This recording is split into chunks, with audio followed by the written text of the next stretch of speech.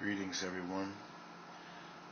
I have a short story that I'd like to read by Philip E. SLATER entitled The Pursuit of Loneliness.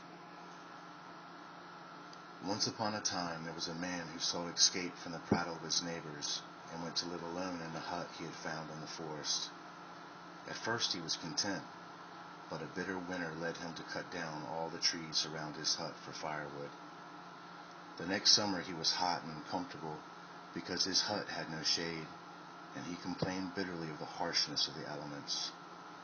He made a little garden and kept some chickens, but rabbits were attracted by the food in the garden and ate much of it.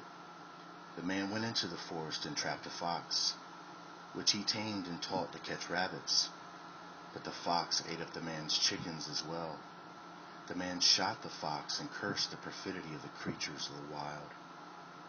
The man always threw his refuse on the floor of his hut, and soon it swarmed with vermin. He then built an ingenious system of hooks and pulleys so that everything in the hut could be suspended from the ceiling. But the strain was too much for the flimsy hut, and it soon collapsed.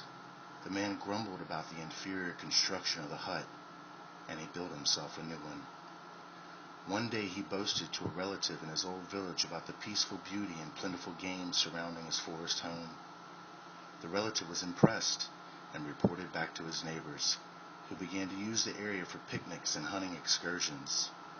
The man was upset by this and cursed the intrusiveness of mankind. He began posting signs, setting traps, and shooting at those who came near his dwelling. In revenge, groups of boys would come at night from time to time to frighten him and steal things. The man took to sleeping every night in a chair by the window with a loaded shotgun across his knees. One night he turned in his sleep and shot off his foot. The villagers were chastened and saddened by the misfortune, and thereafter stayed away from this part of the forest.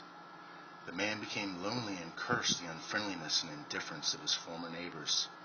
And in all this the man saw no agency except what lay outside himself, for which reason, and because of his ingenuity, the villagers called him the American.